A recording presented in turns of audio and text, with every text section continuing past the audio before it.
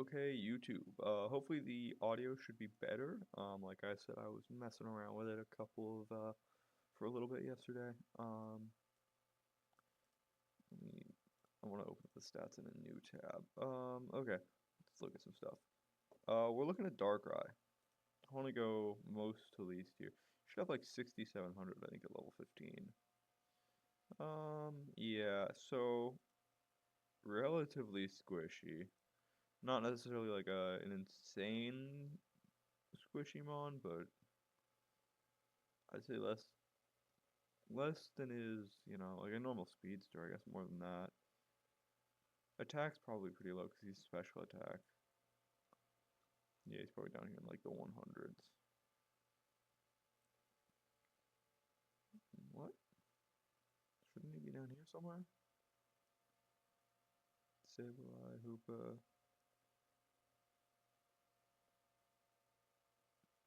Why is his base attack so high? What?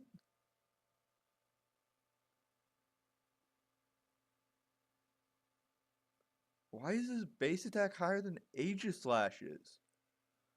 What?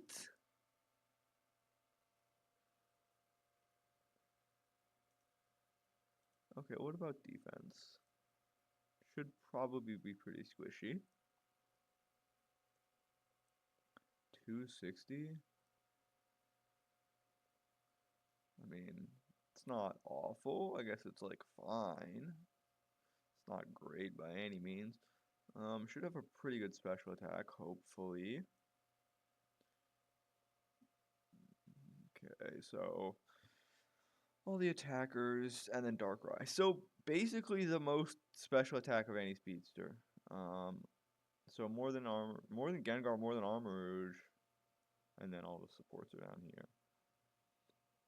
Yeah, he has a really high base attack. That's weird. Special defense, probably pretty low.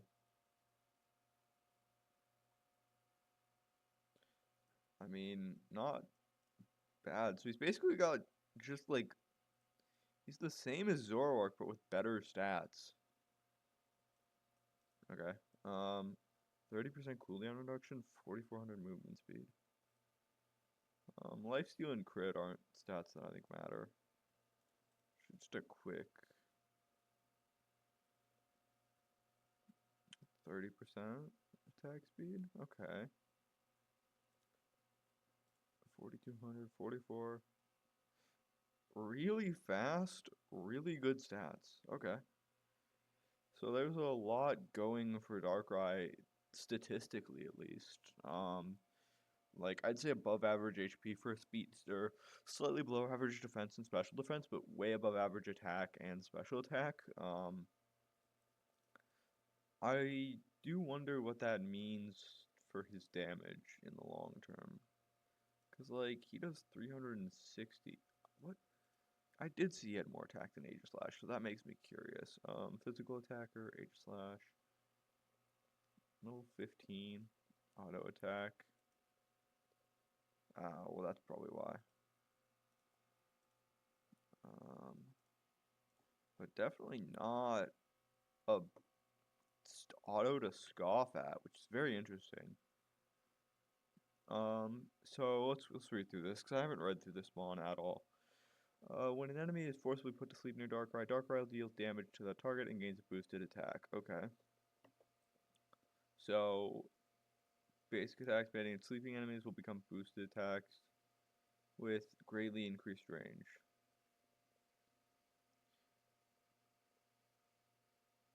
So he doesn't gain a boosted attack, he gains the ability to use boosted attacks. Okay. When Darkrai uses this, every enemy that is barked within Bad Dreams within a line 5 seconds is attacked simultaneously. Sleeping enemies near Darkrai take damage over time, and Darkrai deals 10% more damage to them when they sleep. Okay, quick check. Who can put people to sleep? Darkrai, 1. Gengar.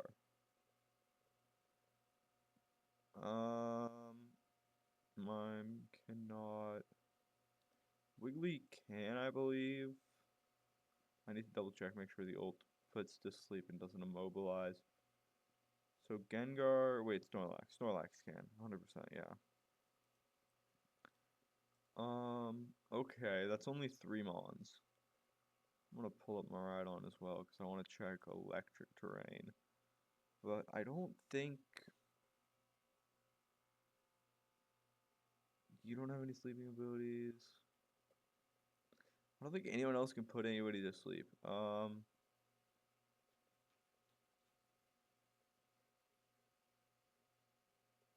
No, it doesn't.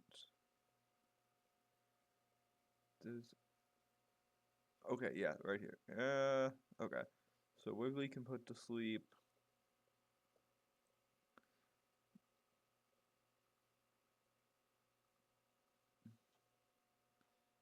What's his sleep like? Yawn.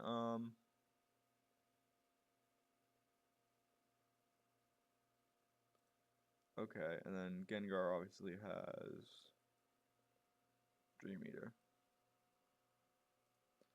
Okay, yeah, so Miraidon's a hard counter here. They can't be put to sleep in electric terrain. So there's an immediate hard counter that's an issue. As for everything else, so it does 1% max HP every 0.5 seconds. So it's Leandrius. Damage is 360.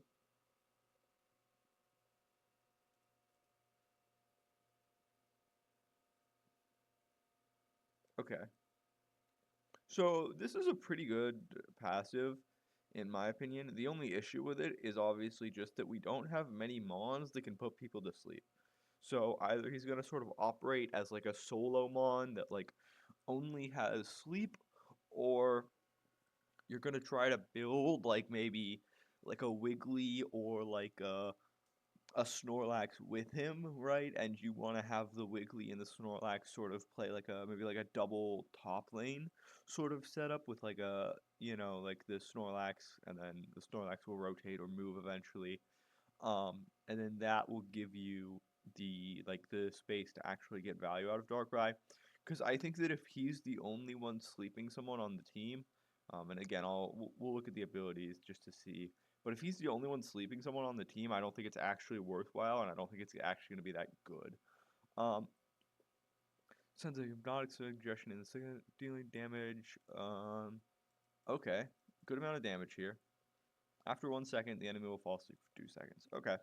Um, Enemy deal damage, and then you can mark them, and then once you mark them, you deal damage, and they fall asleep. Okay. But it's just an AoE attack. Okay. Pretty good damage as well. Slash in the designated direction with sharp claws made from shadows, dealing damage in the line. Applying a 40% slow for 3 seconds. Okay. Marking enemies hit. When they deal damage twice, they fall asleep and they have their mark removed. When this move hits, it can be used again. Okay. So the idea being that you hit them with this, you hit them with an auto, and then you hit them with the second proc. Or well, no, you hit them with the first proc, auto, the second proc to get the most damage. What's the 11472? So it's a 500 between the two, and then only a 400 bump. Um, in Dark Pulse? What is Dark Pulse? Okay, so he can use this move while he's in the other one. Based off of what I'm seeing here, again, this...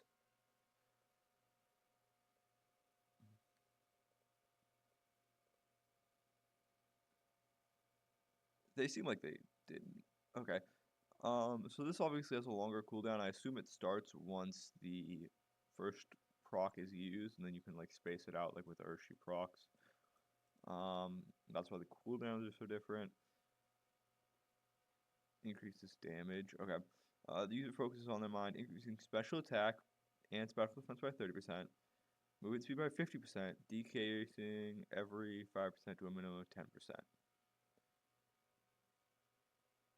Okay, so after 1 second, you've lost 90% of the buff, but you're still going to have 10% special attack, 10%, or, oh, well, no, movement speed's going to last for longer. Okay, so you're going to get movement speed for longer, but you're going to lose most of your attack and special attack immediately afterwards.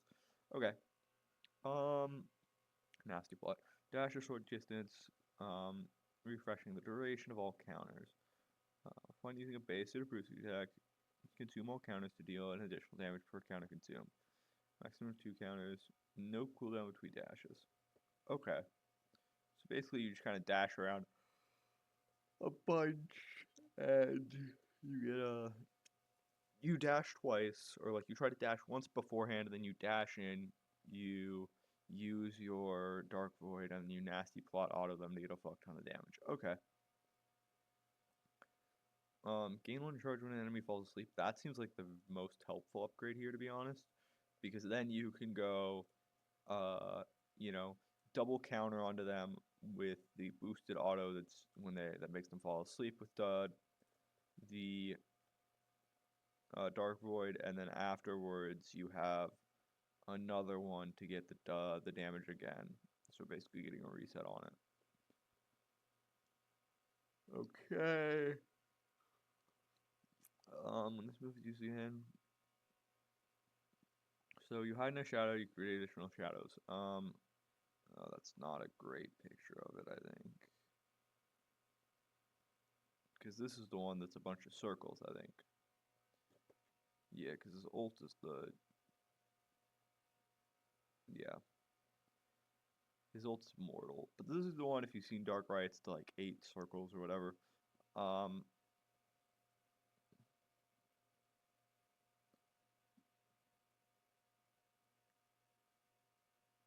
But basically he just hides in circles. Okay.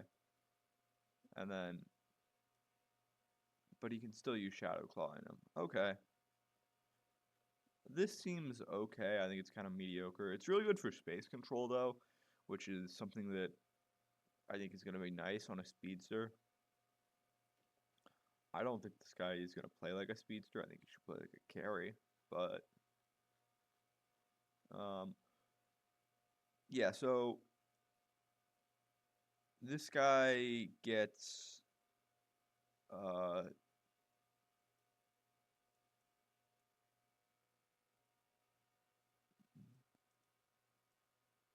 okay, so he can't be put to sleep. They get energy refunded. So if you use an electric train, you don't get completely fucked.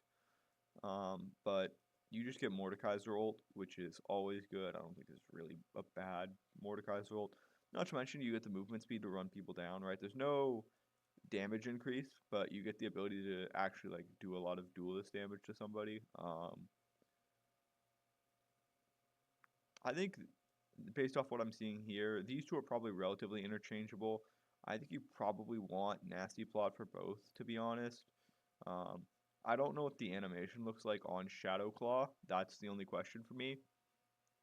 If it's relatively fast, I think that it might be worthwhile to go, Nasty Plot Shadow Claw, just so that you can get procs easier on it, and like the damage in the claw is not insignificant that it reduces. Like it's 500 damage on upgraded, and then it's I think about the same.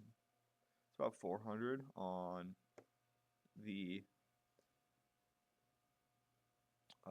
Dark Pulse. So I don't think Dark Pulse is necessarily that great, especially with the damage reduction that you're getting. The shield might be worthwhile, but I don't know about how much that's actually going to be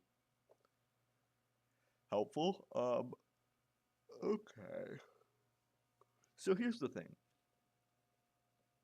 The stats and damage on this mon look goofy strong, to be honest. Like I think it's kind of ridiculous. Me. Let's pull up. Is there another AP speedster? I don't think there is. Special texture speedster. I mean Gengar, I guess. How much damage is Gengar doing?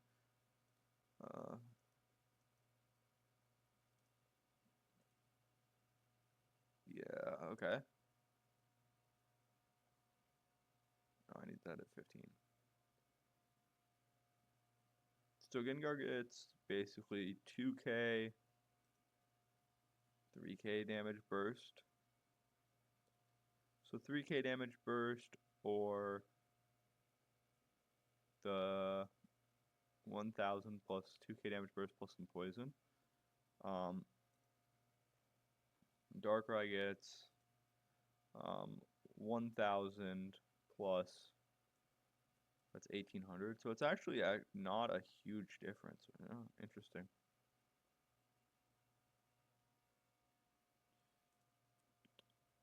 I think it's really just going to depend on the sleep value then, because I thought the damage it was doing was a lot more.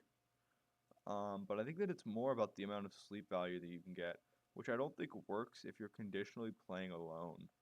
I think you want either another sleep mon to actually be able to get you the most amount of autos, and then I think that you're probably working it from there. It might be a worthwhile rapid fire mon just because of how good the autos look. You know, like 360 plus 1% max HP, or 1400, 1430, which is a huge buff up from the 360 that you're getting on the basic autos.